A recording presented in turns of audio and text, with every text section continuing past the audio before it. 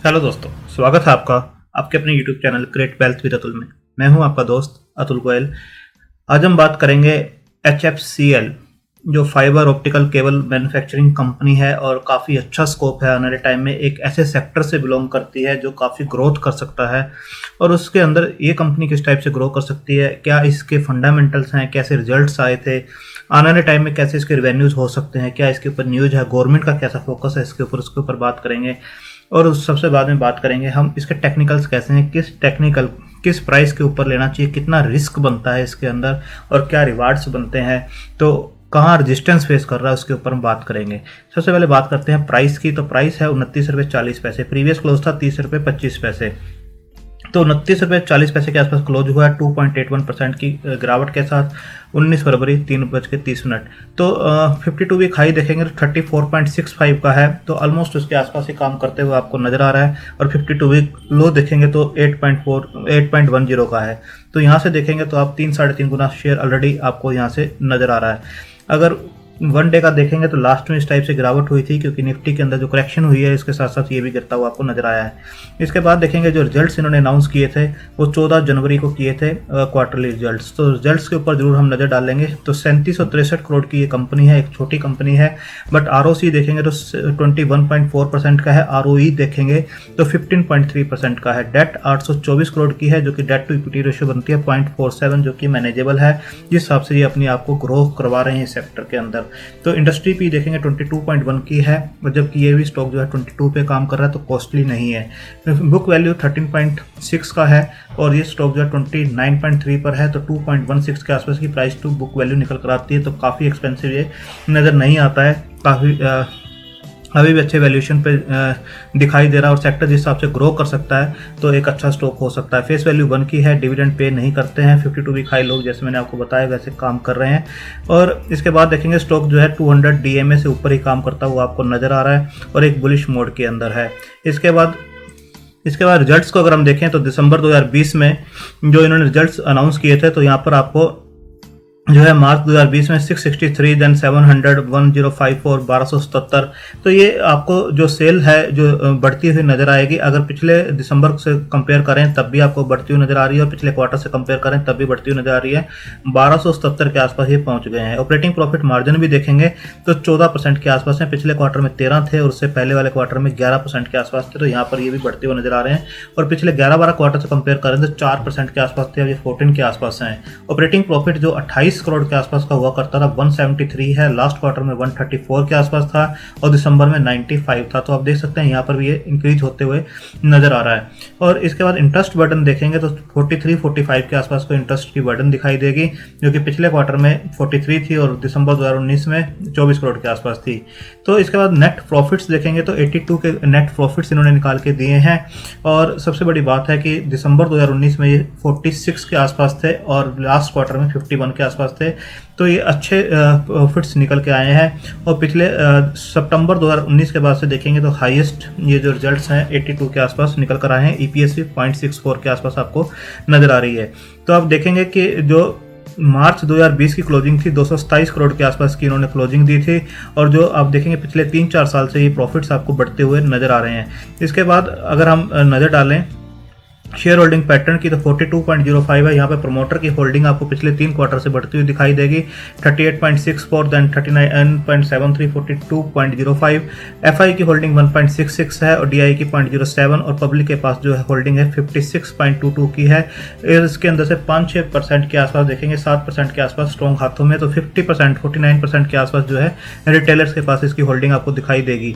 तो रिजल्ट्स अच्छे हैं, ऑपरेटिंग प्रॉफिट मार्जिन अच्छा है और सबसे बड़ी बात है अगर डेट की बात करें बैलेंस शीट के ऊपर तो 2211 करोड़ की डेट थी, अब 824 करोड़ के आसपास की है और ये डेट भी आपको पिछले कुछ क्वार्टर से उतरती हुई नजर आएगी।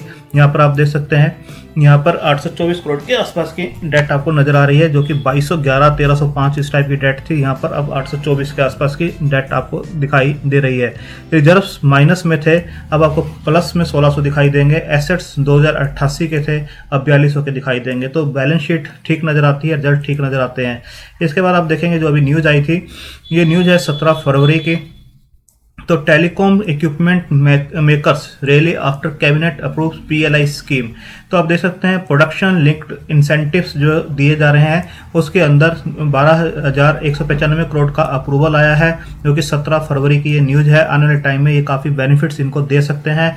सेम जो आपने देखा था डिक्सन के अंदर आते हुए दिखाई दिया था, जब पीएलआई स्कीम में उनका नाम आया था तो स्टॉक जो था ऑलमोस्ट 7-8 हज़ार के आसपास काम कर रहा था और अब 20 हज़ार के आसपास भी टच कर गया, यानी डबल हो गया है। तो काफ़ी अच्छे बेनिफिट्स उससे मिलते हुए नजर आ रहे हैं। तो यहाँ पर आप देख सकते हैं कि इनका नाम आप यहाँ पर देख सकते हैं, HFCL का भी नाम इसके अंदर है और पीएलआई स्कीम 12,195 करोड़ के आसपास की है और ये अप्रूव की है union cabinet headed by prime minister PM Modi. तो 12,195 करोड़ के आसपास की, तो ये एक अच्छा स्टेप है और इस स्टॉक के लिए काफ़ी बेनिफिट्स हो सकते हैं। इसके बाद आप देख सकते हैं HPCL joins hand with Qualcomm technologies for development of its wifi 6 portfolio of products. ये बताया जा रहा है कि काफ़ी अच्छे इनके रिवेन्यूज यहाँ से आ सकते हैं और इसका रिवेन्यूज कितना है देख सकते हैं। HFCL eyes ₹450 crore revenues from home grown wifi 6 portfolio teams up with Qualcomm. तो यहाँ से रिवेन्यूज इनके इंक्रीज होते हुए दिखाई देंगे और प्रॉफिट मार्जिन जैसे पहले मैंने बताया काफ़ी अच्छे इनके हो गए हैं, 13-14% के आसपास काम कर रहे हैं। रिवेन्यूज बढ़ते हैं तो कहीं ना कहीं इनकी इनकम्स भी बढ़ती हुई नजर आएंगी, प्रॉफिट्स बढ़ते हुए दिखाई देंगे। और ये न्यूज़ भी आप देख सकते हैं 9 फरवरी के आसपास की है और यहाँ से ये अच्छा जो है एक स्टेप है इनका, एक रिनोवेशन जो इनोवेशन की है इन्होंने, एक अच्छा है। यहाँ पर भी आप देख सकते हैं HPCL roles out new dual band range of wifi 6 products. तो ये काफ़ी अच्छी चीज़ है, 16 फरवरी के आसपास की, ये भी आप न्यूज़ देख सकते हैं।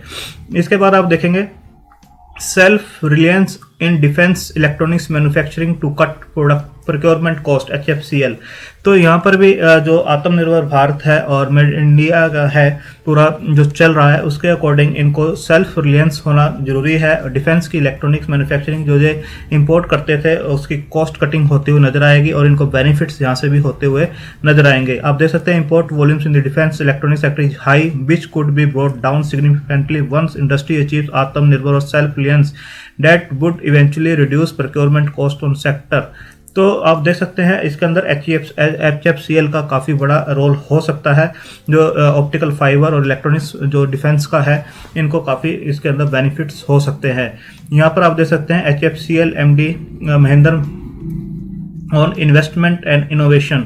तो ये काफ़ी जो इन्होंने अपनी कैपेसिटीज़ को इंक्रीज किया है। अब यहाँ पर देख सकते हैं HFCL's capacity for manufacturing optical fibre cable OFC is nearly 20 million FKM per annum from its manufacturing facilities based out of Goa, Chennai and Hyderabad. और यहाँ पर भी आप देख सकते हैं HFCL FTTH cable production facility at Hyderabad commenced production in December 2020। तो इस में आपको जो ये क्वार्टर के रिजल्ट आएंगे, मेन बताने का मकसद ये है कि जब ये फैसिलिटी की प्रोडक्शन स्टार्ट हुई है तो इस क्वार्टर में उसके भी रेवेन्यूज ऐड होते हुए नजर आएंगे जब ये मार्च के रिजल्ट्स अनाउंस करेंगे। HFCL has become the largest manufacture of FTTH cable in India with a capacity of 6 lakh kilometer per annum. HFCL will be enhancing optical fiber cable production including fiber to the home FTTH cable bye nearly 30% in next 6 month. यहाँ से भी आपको capacity और increase होती हुई नजर आएगी। और जो इनोवेशन पे ये अपना खर्चा कर रहे हैं वो कर रहे हैं, जो इन्वेस्ट हो रहा है 125 करोड़ के आसपास और R&D एक्टिविटीज, नए नए प्रोडक्ट्स जो निकाल रहे हैं इन हाउस, जो इनकी R&D एक्टिविटीज हैं वो काफ़ी अच्छी हैं। इसके बाद देख सकते हैं कि जो शेयर का बताया जा रहा है कि जो टेक्निकल्स हैं, अब यहाँ देख सकते हैं मूविंग एवरेज 12 बाई की तरफ इंडिकेट कर रही है, स्ट्रॉन्ग बाई की तरफ इंडिकेट किया जा रहा है, 1 न्यूट्रल है और 2 सेल की तरफ इंडिकेट कर रही हैं। ऑसिलेटर 1 जो है आपको बाई की तरफ है, 9 न्यूट्रल और 1 सेल की तरफ इंडिकेट कर रहा है। और अगर आप देखेंगे समरी तो 26 में से 10 न्यूट्रल हैं, 13 बाय हैं और 3 सेल की तरफ हैं कि इस प्राइस के ऊपर जो टेक्निकल है उसके हिसाब से खरीदा जा सकता है। फंडामेंटल जैसे मैंने आपको बताया काफ़ी अच्छे हो रहे हैं और आगे आने वाले टाइम में और भी अच्छे होंगे जैसे जैसे ये कंपनी और आगे मूव करेगी, ग्रो करेगी, कैपेसिटी एक्सपेंशन करेगी और डेट को रिड्यूस करती हुई नजर आएगी। तो स्ट्रॉन्ग बाय की तरफ इंडिकेट यहाँ पर भी किया जा रहा है। इसके बाद चार्ट के ऊपर हम देखेंगे, वीकली चार्ट मैंने यहाँ लगा रखा है और आप देखेंगे कि एक रेजिस्टेंस आपको क्लियर यहाँ पर नजर आएगा। अगर इस लेवल को ये ब्रेक करता है तो ये स्टॉक काफ़ी ऊपर जाने का दमखम रखता है, जो कि निकल कर आता है 35.3 से लेकर, अगर हम पहले के ही इसको और ध्यान से देखें तो 36.1 के आसपास का, अगर इस लेवल को ये ब्रेक करता है अच्छे वॉल्यूम्स के साथ, तो आप देख सकते हैं 36.1 के आसपास का अगर लेवल ब्रेक करता है तो एक अच्छा मोमेंटम इसके अंदर बनता हुआ नजर आ सकता है। ये वीकली चार्ट है और ये जो लेवल्स यहाँ पर देख सकते हैं, फर्स्ट टाइम इसने यहाँ पर 2017 में इसे टच किया था इस लेवल को, बट यहाँ से रिजेक्ट हुआ था। अगेन इसने यहाँ पर टच किया था 8 जनवरी को, अगेन रिजेक्ट हुआ, फिर इसने टच किया था इस लेवल को 18 जून 2018 को, फिर रिजेक्ट हुआ था। 3 बार यहाँ पर इस लेवल को ट्राई किया है, इसने टच किया है, बट सक्सेसफुल नहीं हो पाया इसे ब्रीच करने के लिए। अगेन यहाँ पर ये स्टॉक है इसके आसपास ही आता हुआ नजर आया 34.65 11 जनवरी को, और अगेन यहाँ पे ही कंसोलिडेट होता हुआ नजर आ रहा है। अगर इस लेवल को ये ब्रेक करता है तो ये अच्छा मोमेंटम दिखाई दे सकता है, जो कि इसे 52 के लेवल तक भी ले जा सकता है।